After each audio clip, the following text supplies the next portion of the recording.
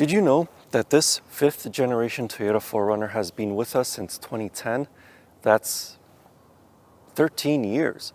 By automotive standards, it's a senior citizen. However, if you live in North America like how I do, then chances are you've probably seen quite a lot of them out on the roads. So why is that? Why is this boomer still so popular in 2023? Let's go for a drive and find out.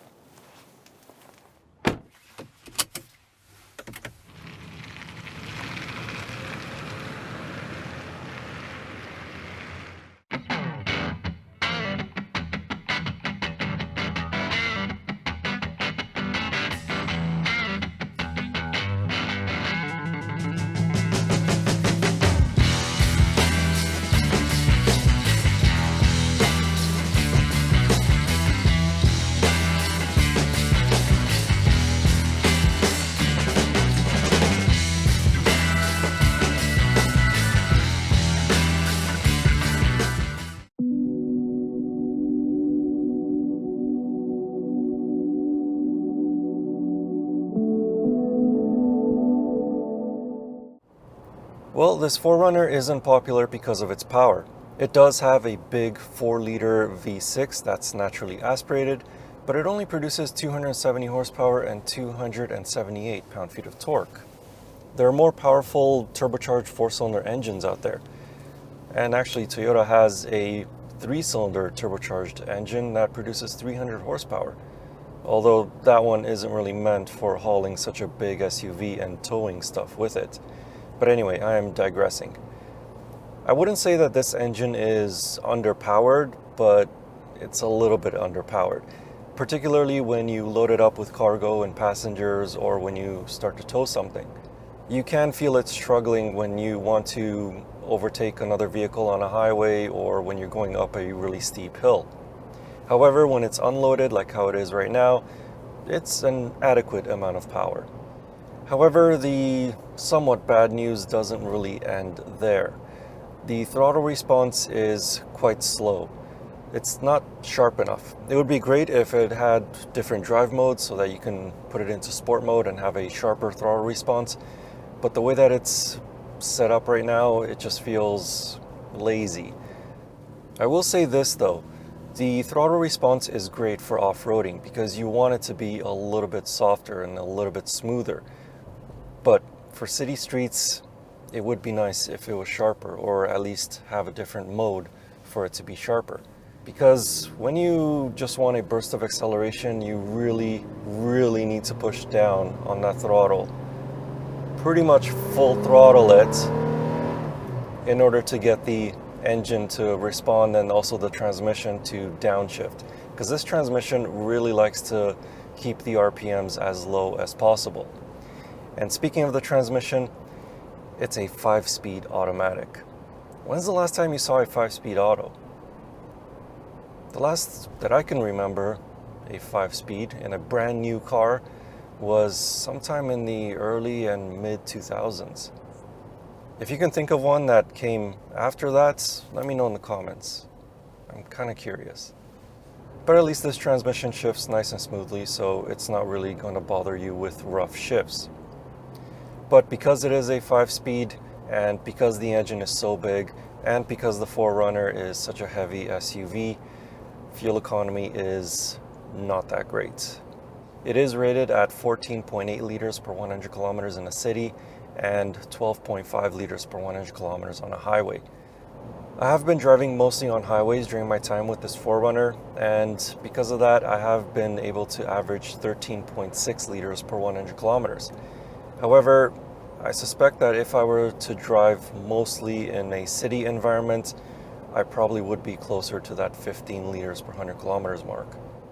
So if the 4Runner isn't all that popular because of its outright power and its fuel economy, what about the driving dynamics? Well, the brakes are pretty strong. They stop the SUV without much fuss.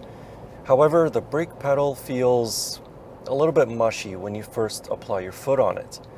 The 4Runner has a hydraulic assisted brake pedal, not a vacuum assisted brake pedal like most other cars on sale today, And actually, some newer cars are coming out with electro-assisted brake pedals, but that's another can of worms. But my point is, again, when you first apply your foot on the brake pedal, then it just feels a little bit mushy. It's a little bit soft. The car does slow down, but you're just not getting that firmness from the brake pedal. It's only when you press harder do you actually get that firm feel. And of course, this 4Runner does have quite a bit of nosedive, so that's something to get used to. For an SUV that is based on a truck, the Toyota Tacoma, the 2023 4Runner feels pretty stable around corners. There is a little bit of body roll and the steering is on the light side, but it doesn't feel like a heavy-duty pickup truck. It's when the pavement turns into dirt that the 4Runner begins to show its strengths. This particular demo vehicle only has high and low four-wheel drive, along with 8-track traction control. However, if you opt for the TRD Pro version of the 4Runner, it will come equipped with a lot more off-road goodies. These include a locking rear differential, Fox shock absorbers, crawl control with multi-terrain select off-road programs, and an aluminum skid plate. This is an SUV that feels much more at home in the dirt than in the big city. Additionally, the Toyota 4Runner can tow up to 5,000 pounds.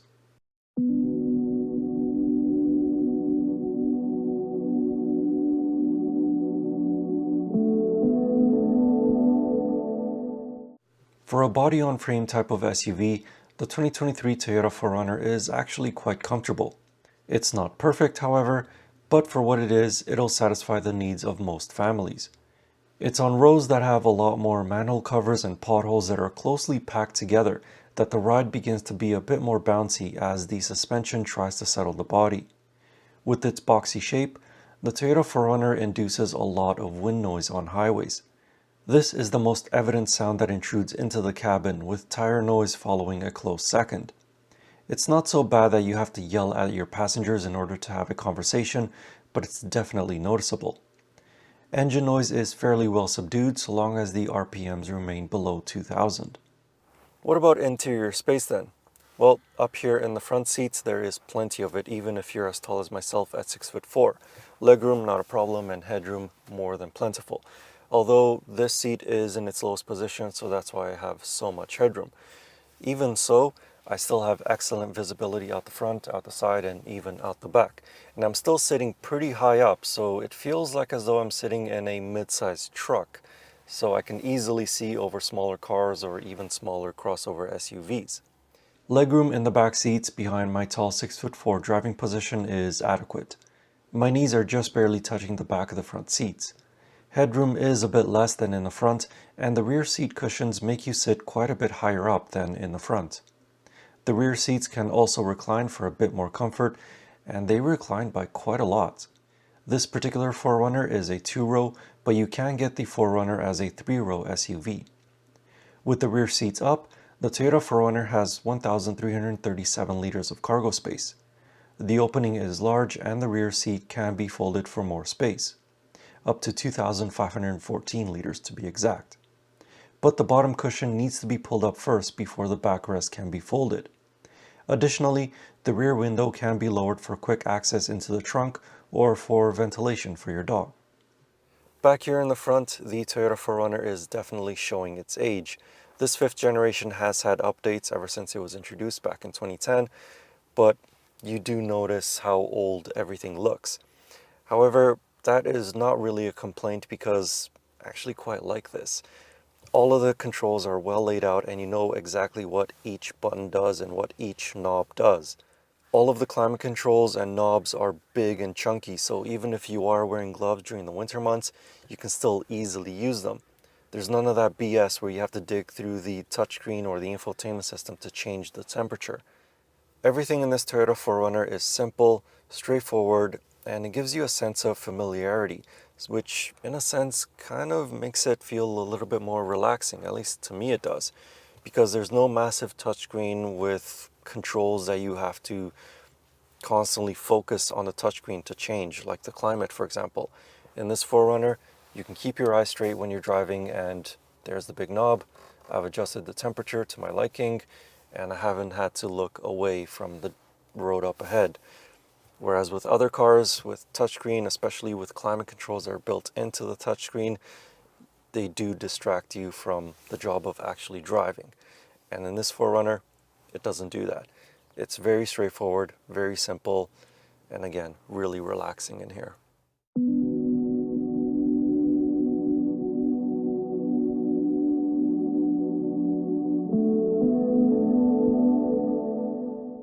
The 2023 Toyota 4Runner starts at $51,890 Canadian.